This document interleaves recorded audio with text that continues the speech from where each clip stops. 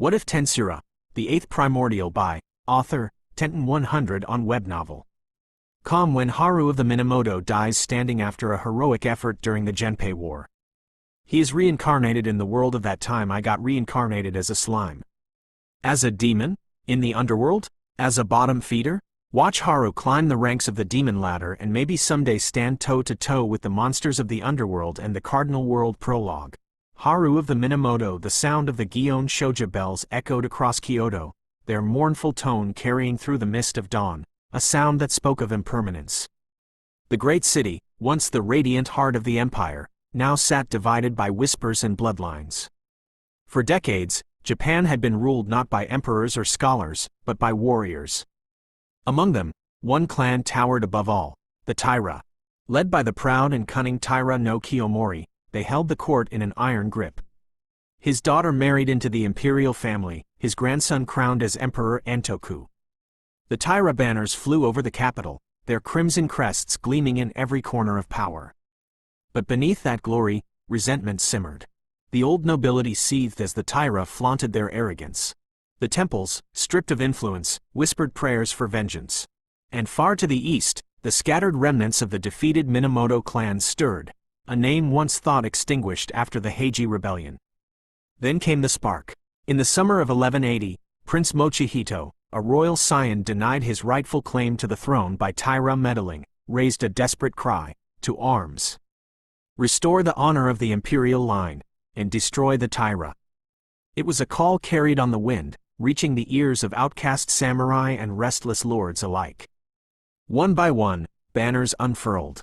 The Minamoto name rose again, Yoritomo in the east, Yoshinaka in the north, and loyal retainers scattered across the provinces. The first battle came swiftly, the Battle of Uji, where monks and warriors stood shoulder to shoulder to defend the prince. The river ran red, and when the fighting ended, Kyoto trembled. The rebellion had failed, but it had begun something far greater. By the closing days of 1180, Japan teetered on the edge of transformation. The old world, of silk-robed courtiers and fragile peace, was dying. In its place, a new era of swords, loyalty, and blood was being born. And somewhere, in that storm of shifting powers, a single life was about to be drawn into the tide of history, one that would carve its name into the dawn of the Genpei War. When the 1180 Battle of Ishibashiyama was coming to an end, and defeat for the Minamoto seemed all but certain, a retreating team of skilled samurai was cornered by 1,000 Taira soldiers. A young samurai named Haru of the Minamoto chose to cover their retreat. He was called a prodigy of the Minamoto clan. For a day and a half, Haru stood alone against an army of 1,000. His armor, once pristine white and silver, was now a mosaic of blood and dust.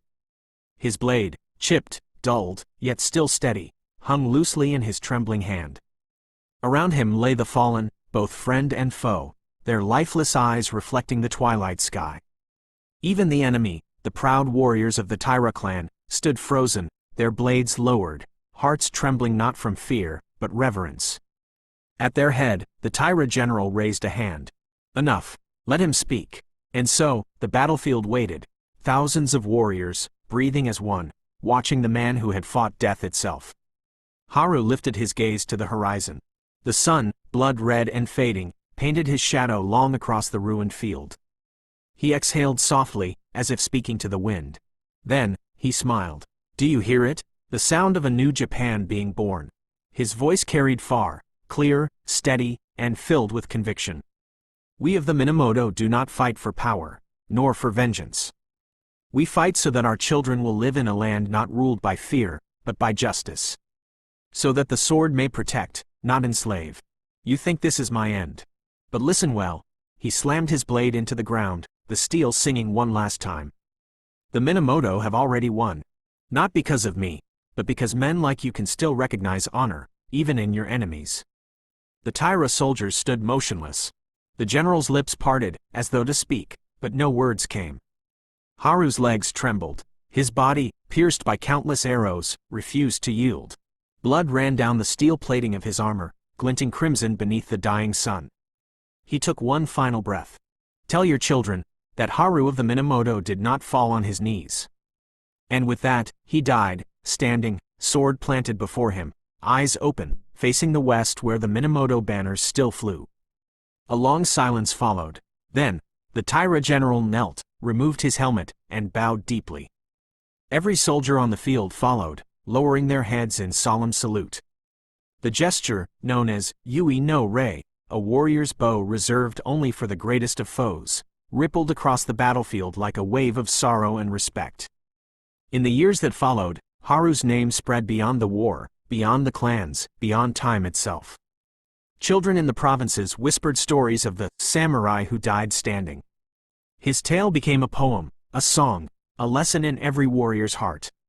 When the Minamoto triumphed and the Kamakura shogunate was born, Haru's statue was the first to be raised, a man facing the west, sword in the ground, unbowed even in death.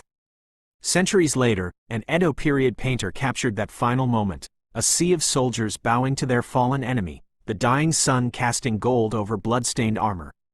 The painting, titled The Crimson Resolve, would become one of Japan's most treasured works of art. In 2020, that very painting, restored and authenticated, sold at auction for $450 million. Historians would call him a legend, poets a martyr, and soldiers a mirror of honor itself. But to those who heard the story beneath the myth, Haru was something far simpler, a man who stood for the future, and refused to kneel, even before death. Chapter 1. Reborn as a lesser demon, a boundless darkness stretched in every direction, a silence so deep it swallowed even thought itself. Haru found himself floating there, weightless, as if untethered from time. And then, before his eyes, his entire life began to unfold like a film projected against the void. From his first cry as a newborn, to the endless hours of sword training under the Minamoto banner, to that final stand beneath a blood-red sun. He watched it all, his triumphs, his failures, the fleeting moments of laughter, and the long years of war. He spoke softly, almost amused. So I really died, huh? The memory of that final battle replayed again, blades cutting through his armor, the burning ache that had long since vanished. I was cut so much I stopped feeling pain altogether, he murmured. Some might think I was fighting on instinct alone, but I really couldn't feel anything at all. Then, a cold, mechanical voice echoed through the void. Pain resistance, acquisition successful. Physical attack resistance, acquisition successful. Haru didn't hear it. His eyes were still on the scenes before him, on the boy who had once dreamed of peace in a world of endless war. Experiencing the gate between life and death is weird, he continued. It's not what I expected. First, I felt hot, very hot, like I was burning all over. Heat resistance, acquisition successful. Then, after a while, it started feeling cold. Really cold. Cold resistance, acquisition successful. Acquisition of heat and cold resistance results in merging to new skill, thermal fluctuation resistance. He let out a small, self-deprecating laugh. I couldn't even ask Hima out, because I was terrible at speaking to girls. If only I'd been better at that. Acquisition of extra skill, slick tongue, successful. Haru sighed, watching as his life's final moments began to fade from the screen of memory. So my life's movie is coming to an end. What an uneventful life. A faint smile touched his lips. At least I died as a legend, from my own eyes, at least. Detecting dual souls in Traveler. Due to dual souls, Traveler demonstrates advanced comprehension of soul structure, attempting acquisition of unique skill. Soul Scholar, acquisition successful. I really do hope the Minamoto won, he said quietly. Otherwise, my last-ditch speech would have been an utter joke. Acquisition of intrinsic skill. Magic resistance, successful. Acquisition of intrinsic skill. Spirit possession, successful. Traveler has successfully been reborn as a lesser demon, and then, silence.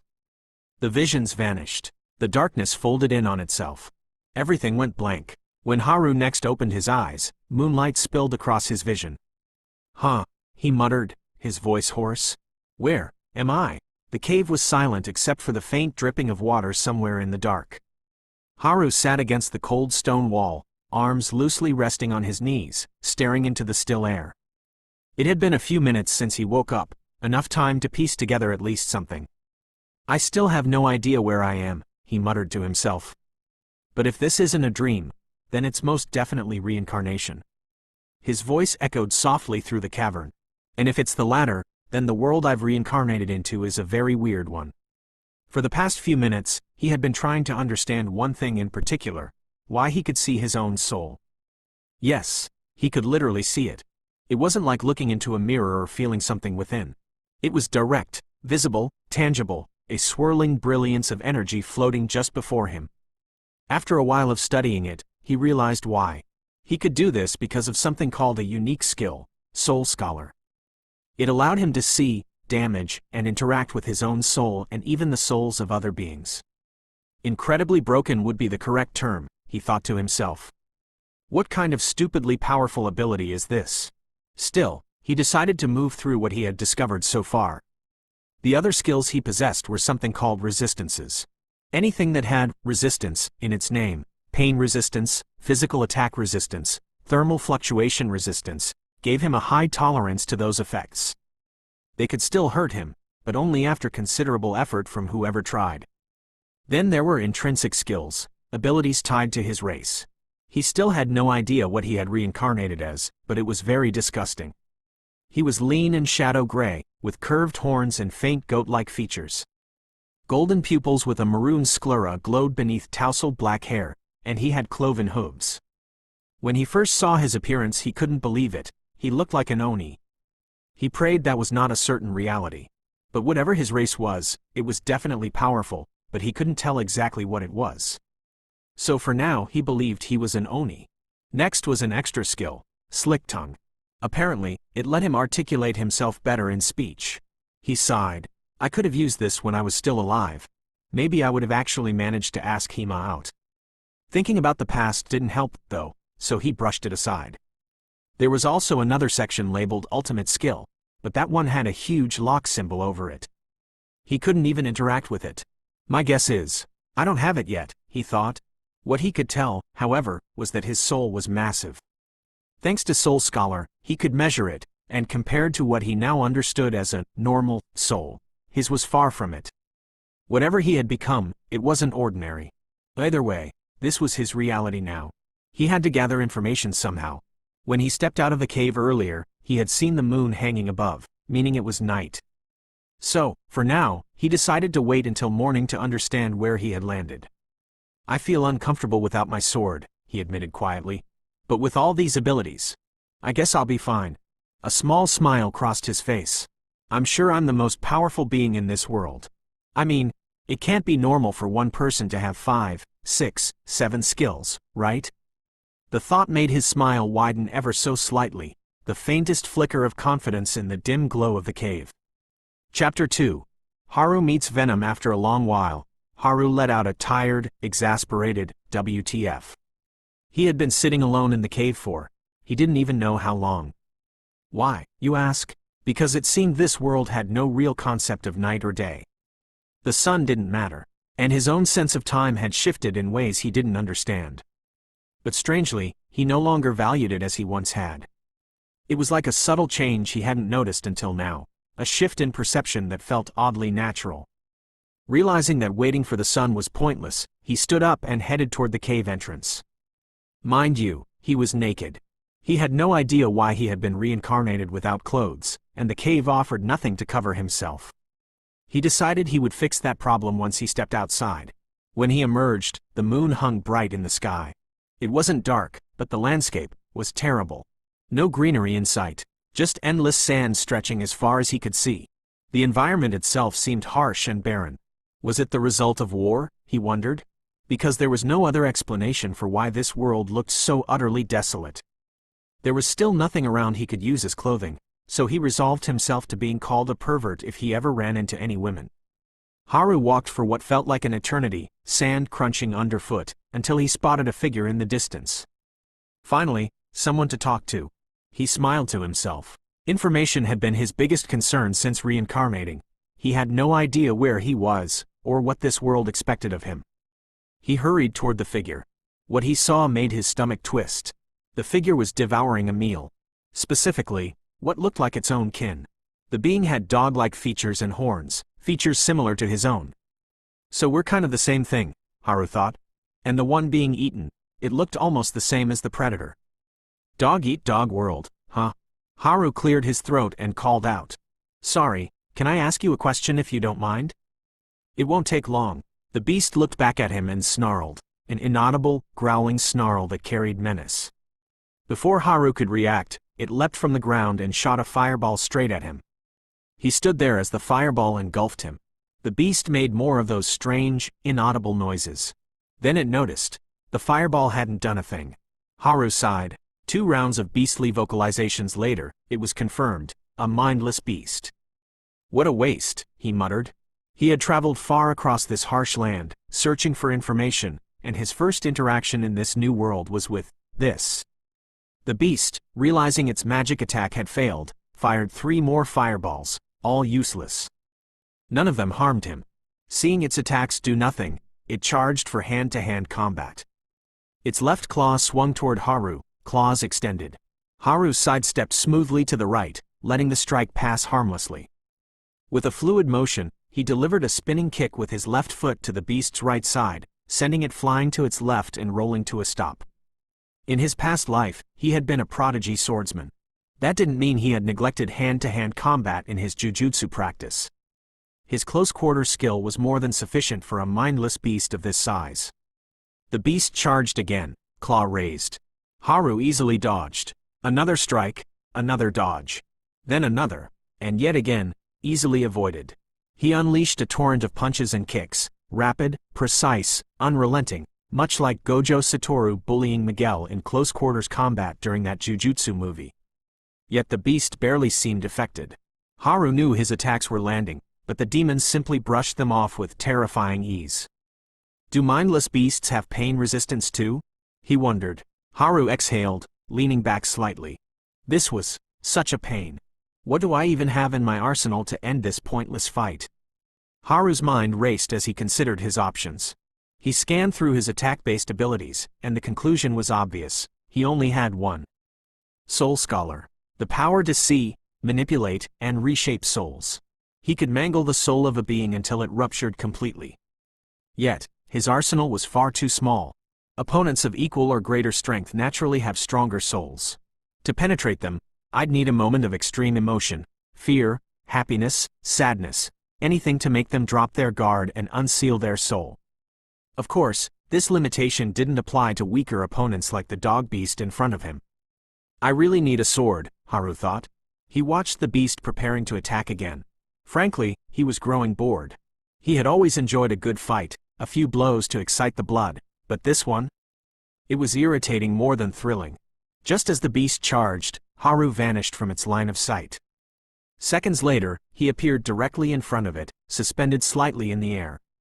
He raised his hoofed palm, placing it on the beast's face and slammed the creature to the ground with insane force, his legs lifting in a perfect upside-down arc to drive even more pressure into the impact. Sand exploded outward from the sheer force of the strike. A touch was all it took. His palm pierced the beast's soul. 3 words imprinted themselves in his mind. Demon. Consume. Evolve. It was minimal information, yet it revealed a terrifying truth. This being and he were demons. To evolve, they needed to consume each other. The harshness of this world became suddenly apparent. So I'm indeed a demon, Haru thought. He realized that the beastly instincts of other demons were embedded into their souls. The reason he lacked this instinct could be tied to his reincarnation. Still, the information was incomplete. Within the beast's soul he found a skill called Magic Sense. Apparently this skill allowed him to see magicules, heat, sound, and spiritual energy directly, effectively giving him 360 degrees awareness. He then used this skill to look at his appearance and oh boy was he hideous. Let's just say Hima would definitely turn him down. His only defining feature was his eyes. They had golden pupils and the rest was purple. What a unique eye design, Haru thought. With precise control, Haru reshaped the beast's soul, leaving it on the brink of death. The words consume and evolve repeated themselves in his head, a constant reminder of the brutal logic of this world. I can't be like you. I'm not eating demons. If I cling to my past reality, I won't survive long here. Earlier, he had assumed he might already be among the strongest in this place. How wrong he had been. He was still far from powerful enough. Without hesitation, he proceeded to consume the demon he had just dispatched. Until I evolve, I must stay clear of any seriously strong people, he reminded himself. With that resolved, Haru resumed walking across the barren landscape, the sand crunching under his hooves. Haru traveled for what would be 2 years. Of course, Haru himself had no idea how long he had traveled. No day and night cycle made it impossible to keep time. In his travels he had killed and consumed multiple lesser demons. He could feel his power growing stronger. He had not met a single demon with intelligence throughout. With his current power, how would he fare against opponents slightly stronger than him, he thought. But he wouldn't have to wait long, because as he approached he saw a lone figure with his palm on his chin, seemingly deep in thought. This demon looked human. He had yellow hair and a seemingly punky look with a black leather jacket and stuff. For some reason a name came to Haru. Venom. Who the hell is that? I don't know a person named Venom. Chapter 3. Haru vs. Venom. Haru and the demon stared at each other in silence. The demon then hopped down from the pile of demon corpses it had been sitting on. And suddenly, something clicked in Haru's mind. His memories came rushing back. This was his second reincarnation. Why had he forgotten that until now? He had died once on Earth, before reincarnating again during Japan's Heian period, as the third son of the head of the Minamoto clan. That explained why his soul was so large and powerful. The demon standing before him now, Haru recognized him from memory. This was the same one who would later be embarrassed by Diablo multiple times when Diablo came to the Underworld to glaze Rimuru and recruit some subordinates for him. But make no mistake, Venom was by no means weak. Diablo was just a monster. Venom would later go on to receive that very name, Venom, from Rimuru himself and serve as Masayuki's bodyguard. Tensura, huh? Haru muttered under his breath. To think I've been reborn in that world. What bad luck. He had been thinking about becoming the strongest in this world, but now that he knew where he was, that dream seemed insane. With monsters like Rimuru, Velzard, Milam, Guy, Feldway, the list went on and on. What the hell? He sighed. Venom stood a few meters in front of him, his golden eyes narrowing as he observed Haru. It felt as though Venom was studying him carefully, like a predator sizing up unfamiliar prey. Haru crossed his arms and broke the silence. Can I help you with anything? Venom blinked in surprise. A lesser demon that could speak?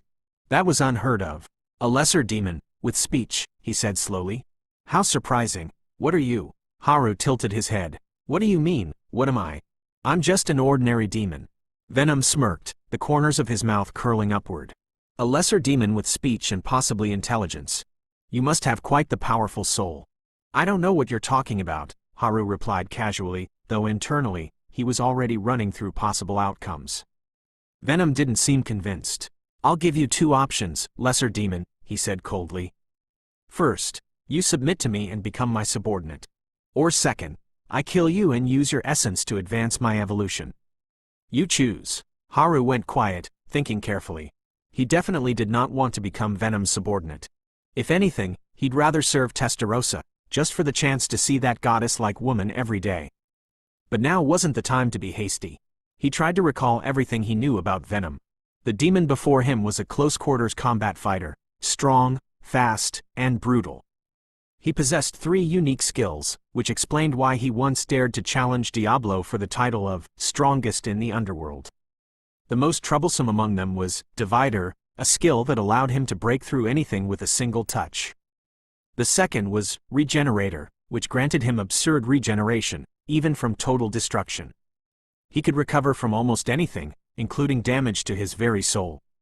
Haru remembered how Diablo had one-shotted Venom multiple times, occasionally choosing to erase him completely, and yet Venom always came back, again and again, challenging Diablo with relentless determination. Even Diablo had been surprised by his persistence. The third unique skill, Integrator, wasn't particularly combat-focused, so Haru decided he didn't need to worry about that one for now. Now then, what do we do? Haru thought, his mind sharpening as he considered his next move. Finally, he smiled and looked Venom dead in the eye. Why don't you submit to me instead, scruffy boy? Venom froze. Then, his expression darkened. A lesser demon dares to ask me to submit? I hope you're ready to back up those words. Cue. Lady Gaga. Judas sped up. Venom disappeared from his spot in an instant and reappeared beside Haru, attempting to land a powerful blow. Haru barely managed to dodge, skipping 3 steps back before charging toward Venom to strike in return. But before he could land a hit, Venom raised a barrier that completely nullified Haru's attack. Haru quickly backstepped, increasing his distance, and began moving backward at speed. Venom shot 5 rapid fireballs in quick succession, each homing in on him. Haru, ever the showman, decided to aura farm, wanting to look cool, and backflipped, dodging each fireball with precision. Left, right, left. Each dodge seamless as the fireballs flew past him. After the last one passed harmlessly, Haru came to a standstill. Some distance now separated them, and both looked at each other. Venom scratched his head and smiled. Man, it seems magic really isn't for me. I just can't seem to get it right. Haru responded casually, yeah, you're right. Those fireballs were insanely slow. Maybe you should stick to hand-to-hand combat. Internally, Yuzuki pleaded silently, please. Haru knew he had fire resistance, but Venom's flames were far stronger than the ones from lower-level demons. They couldn't hurt him immediately, but if the fight dragged on, they could pose a serious problem. And that damn barrier, Haru cursed silently. He had completely forgotten about barriers. Could I break through it with enough force? He wondered. Venom probably had a higher magicule count than him. It's pointless.